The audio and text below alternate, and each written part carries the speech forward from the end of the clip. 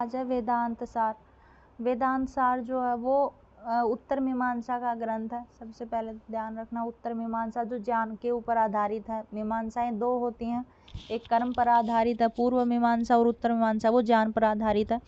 और ये वेदांत सार उत्तर मीमांसा का ही प्रकरण ग्रंथ है। वेदांत सार के जो रचयिता हैं वो हैं सदानंद योगींद्र। ठीक है, योगींद्र सदानंद ने इनको लिखा है वेदांत सार को। ये अद्वैत को मानने वाले हैं, मतलब जीव और ब्रह्म को केवल मात्र एक ही मानने वाले हैं, इसलिए अद्वैत के सिद्धांती हैं। दो नहीं मानते हैं, जो दो मानते हैं वो द्वैत सिद्धांती होते हैं, लेकिन वेदांत सार है वो अद्वैत सिद्धांत का समर्थक ग्रंथ है।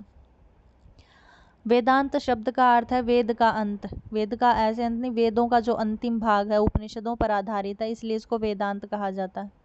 सदानंद मुनि ने वेदांतो नाम उपनिषद प्रमाणम, अर्थात वेदांत जो है वो उपनिषदों को प्रमाण मानने वाला है। ये आपसे कई बार पूछा जाता है वेदांतो नाम किम प्रमाणम, तो वेदांतो नाम उपनिषद प्रमाणम, क्योंकि वेदांत नाम ही आ गया तो वेदों का अंतिम भाग वेदांत कहा जाता है, यानी उपनिषदों को वेदांत कहा जाता है। तो वेदांत सार भी तो उपनिषदों को प्रमाण मानेगा, तो इसलिए कहा जाता है वेदांतो नाम उपनिषद प्रमाणम, अर्थात जो वेदांत है वो उपनिषद को प्रमाण मानने वाला है। ऐसे करके वेदांत की परिभाषा की है। वेदांत को उपनिषद के सुपुत्र की उपमा दी जाती है। ठीक है, अर्थात जो वेदांत है वो पूर्ण रूप से वेदांत सार है वो उपनिषदों के ऊपर आधारित है, इसलिए उपनिषदों का सुपुत्र। वेदांत दर्शन का परिचायक सर्वप्रथम ग्रंथ है वेदांत सूत्र, और दूसरा ग्रंथ है ब्रह्म सूत्र। ये इसके परिचायक ग्रंथ है। वेदांत सूत्रों के रचयिता बादरायण को माना जाता है। ठीक है, और ब्रह्म सूत्र के शायद शंकराचार्य जी हैं। आगे वेदांत की टीकाएं। वेदांत के ब्रह्म सूत्र शांकर भाष्य पर भामती टीका इनके वेदांत सार की परिचायिका, अर्थात वेदांत सूत्र का जो ब्रह्म सूत्र भाष्य है उसके ऊपर शंकर ने लिखी शांकर भाष्य, और भामती टीका लिखी है। ये भामती टीका लिखने वाले ध्यान नहीं, अभी बाद में बताती हूँ। तो वेदांत में क्या है, वेदांत परिभाषा लिखी गई है जो धर्मराज ध्वरिंद्र के द्वारा है। नृसिंह सरस्वती की सुबोधिनी टीका है। ये पूछी जाती है आपसे सुबोधिनी, क्योंकि ये सबसे प्राचीन टीका है इसकी। तो नृसिंह सरस्वती की सुबोधिनी टीका है। आप देव की बाल बोधिनी टीका है, और राम तीर्थ की विद्वत मनोरंजनी टीका, ये भी बहुत ज़्यादा प्रसिद्ध है, तो आपको याद रखनी है, शायद पूछी भी गई है ये एक बार कि विद्वत मनोरंजनी टीका किसकी है, तो राम तीर्थ की विद्वत मनोरंजनी टीका है। आगे है सदानंद योगींद्र 16वीं शताब्दी के वेदांताचार्य हैं। वेदांत में व्यवहारिक तथा पारमार्थिक दो दृष्टिकोणों से ब्रह्म पर विचार किया गया है। दो भिन्न दृष्टिकोणों से विचारित ब्रह्म अर्थात परब्रह्म व अपर ब्रह्म द्वारा संबोधित किया गया है। परब्रह्म वेदांत का निर्गुण निरुपाधिक ब्रह्म है, किंतु अपर ब्रह्म अर्थात उपाधिकृत सगुण ब्रह्म है, अर्थात जब अज्ञान की उपाधियों से युक्त हो जाता है तो उसी को सगुण ब्रह्म कहते हैं, और जब अज्ञान रूपी उपाधियां हैं वो जब नष्ट हो जाती है, मनुष्य को ज्ञान प्राप्त हो जाता है, तो वो निर्गुण उपाधि वाला ब्रह्म बन जाता है। उपाधि से युक्त सगुण सविशेष ब्रह्म ही ईश्वर की संज्ञा से संबोधित किया जाता है, क्योंकि हम ईश्वर ब्रह्म सबको एक ही बोलते हैं, लेकिन वेदांत सार में ऐसा माना जाता है कि जब अज्ञान इत्यादि की उपाधि हमारे ऊपर घेराव डाल देती है, या फिर जीव जब अज्ञान में फंस जाता है, तो वहीं जीव ब्रह्म को ईश्वर के नाम से जानने लगता है। हिरण्यगर्भ, सूत्र, आत्मा, प्राण, विराट, वैश्वानर इत्यादि नामों से जानने लगता है। लेकिन जैसे ही मनुष्य का अज्ञान हट जाता है उसकी बुद्धि से, सब प्रकार का उसे मतलब एकमात्र तत्व ज्ञान प्राप्त हो जाता है, तब वह केवल मात्र ब्रह्म को ही अपना स्वरूप मानने लगता है, अहम ब्रह्मस्मि का अनुभव करने लगता है। ईश्वर का यथार्थ रूप ब्रह्म है, मतलब ईश्वर यथार्थ रूप नहीं है, ईश्वर का यथार्थ रूप ब्रह्म ही है। सृष्टि के उपादान कारण व निमित्त कारण दोनों ईश्वर ही हैं। देखो ये भी दो प्रकार के कारण मानता है, जैसे हम तर्क भाषा न्याय शास्त्र पढ़ते हैं वहाँ 3 कारण माने जाते हैं, समवायी, असमवायी और निमित्त कारण, लेकिन ये 2 कारण मानते हैं, एक समवायी और एक निमित्त। समवायी को उपादान कारण कहते हैं और एक निमित्त कारण है।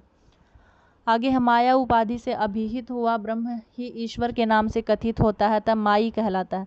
मतलब जैसे अज्ञान की जो उपाधि होती है तो हम बोलते हैं अज्ञान की उपाधि, तो ये अज्ञान की उपाधि नहीं, ये माया बोलते हैं। माया रूपी उपाधि से ढका हुआ ईश्वर कहा जाता है, और अज्ञान की उपाधि से ढका हुआ जीव कहलाता है। तो दोनों अज्ञान की ही उपाधि, माया और अज्ञान दोनों ही एक ही उपाधि हैं, लेकिन माया से ढका हुआ ईश्वर इसलिए माई कहलाता है।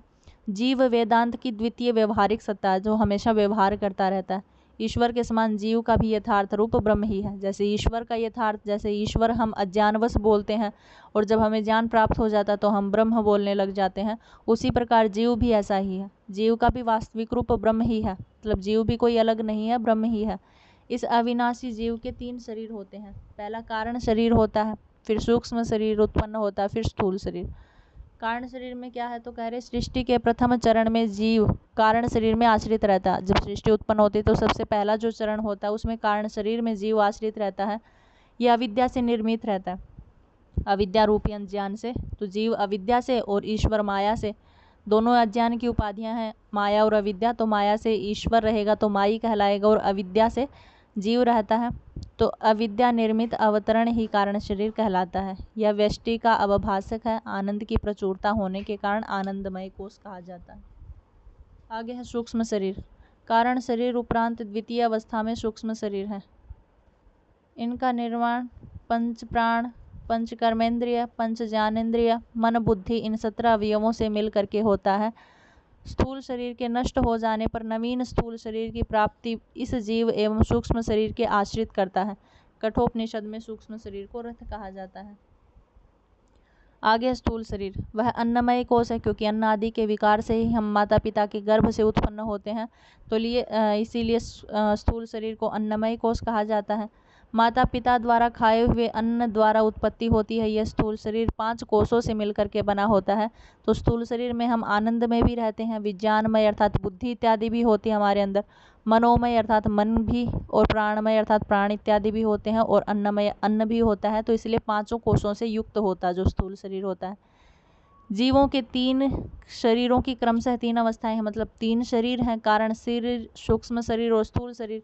तो कारण शरीर जो है वो सुषुप्ति अवस्था में रहेगा हमेशा, और सूक्ष्म शरीर है वो हमेशा स्वप्नावस्था में रहेगा, और जो स्थूल शरीर बन जाता है वो तो फिर हम जागृत अवस्था में रहते ही हैं। आगे है माया तथा अविद्या का भेद सत्व की शुद्धि और अशुद्धि पर आधारित होता है। माया ईश्वर की उपाधि है, किंतु जीव की उपाधि अविद्या है। तो ये दोनों ही अज्ञान से उत्पन्न, माया भी अज्ञान से ही उत्पन्न होती है और अविद्या भी अज्ञान से ही उत्पन्न होती है, लेकिन माया ईश्वर की उपाधि है और जीव की उपाधि अविद्या है। वेदांत विवर्तवाद के सिद्धांत को मानता है। जैसे हमने सांख्य कारिका पढ़ी, वहाँ पर सिद्धांत था सत्कार्यवाद सिद्धांत, और जब न्याय पढ़ेंगे तो हम जानेंगे वहाँ पर असत्कार्यवाद सिद्धांत है। ऐसे ही वेदांत है वो विवर्तवाद के सिद्धांत को मानता है। विवर्तवाद किसे कहते हैं तो कह रहे अतत्वतो अन्यथा प्रथा विवर्त है, अर्थात जो वस्तु वही है लेकिन उसी वस्तु में किसी दूसरे का अवभास हो रहा है। जैसे एक रस्सी पड़ी हुई है, वस्तु तो रस्सी ही है लेकिन उस रस्सी में ही हमें सर्प की प्रतीति होती है। तो वहीं कह रहे हैं विवर्त उसे ही कहते हैं जब एक वस्तु हो और उसी वस्तु में दूसरी वस्तु की उत्पत्ति दिखाई दे या दूसरी वस्तु का भास हो किसी अज्ञानता के कारण, उसे विवर्तवाद मानते हैं। तो ये विवर्तवाद के सिद्धांत को मानते हैं क्योंकि इनका कहना है कि हम अज्ञानता के कारण ब्रह्म को ईश्वर, सूत्रात्मा, प्राण ये सब बोलते हैं, और जीव भी अपने आप में अलग समझता है कि वह परमात्मा है, मैं जीव हूँ, वह ज्ञानी है, वह अज्ञानी हो। इस प्रकार जब अज्ञान से ढका हुआ रहता है, लेकिन वास्तविकता में जीव और ब्रह्म दोनों हैं तो एक ही, तो इसलिए ये विवर्तवाद के सिद्धांत को अपनाते हैं। वेदांत में सत्ता की 3 श्रेणियां मानी जाती हैं। एक प्रातिभाषिक सत्ता है जो मात्र थोड़ी देर के लिए रहती है। एक व्यवहारिक सत्ता है जो अविद्या से ही उत्पन्न होती है लेकिन इसका नाश होता है, लेकिन क्षण भर में नहीं होता है, इसका ज्ञान ज़्यादा समय लेता है नष्ट होने में। और एक पारमार्थिक सत्ता है जो स्वयं ब्रह्मा की सत्ता है।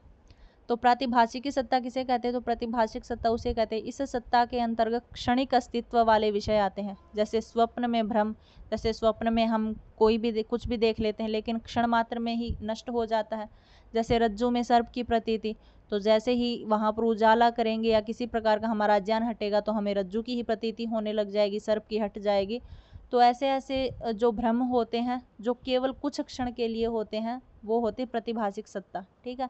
किंतु उत्तर काल में प्रतिभाषिक स्वरूप का बोध हो जाता है। उत्तर काल कैसा होता है इसका, उत्तर काल में हम जो मतलब कि बोध हो जाता है हमें कि ये सर्प नहीं था, ये रज्जु ही थी, या हमारा स्वप्न था, हम उठ जाते हैं। तो इस प्रकार से असल जो सच्चाई होती है उसका बोध हो जाता है। आगे है व्यवहारिक सत्ता। व्यवहारिक सत्ता के पक्ष के अंतर्गत विषय व्यवहार के रूप में सत प्रतीत होते हैं, मतलब हम व्यवहार करते हैं इत्यादि का। इस सत्ता के अंतर्गत समस्त सांसारिक पदार्थ घटपट आदि रहते हैं।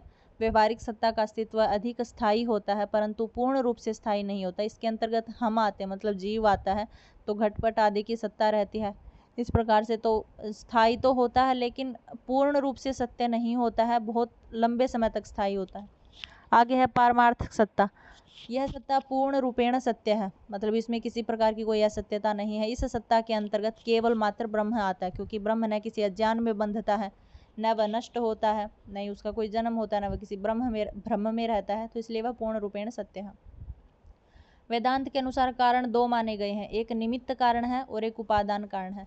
निमित्त कारण वह होता है जिसकी सहायता से कार्य की उत्पत्ति होती है, मतलब कार्य उत्पन्न तो हो जाता है, लेकिन किसी न किसी चीज़ की सहायता से उत्पन्न होता है, तो वो जो सहायता दी जाती है वो निमित्त कारण कहलाता है। और उपादान कारण है कार्य का जो तत्व कारण में विद्यमान रहता है, क्योंकि कारण में पहले से ही कार्य विद्यमान है, तभी तो उत्पत्ति होगी। जैसे माता पिता के अंदर हमें उत्पन्न होने के गुण विद्यमान है, तभी तो हमारी उत्पत्ति होती है।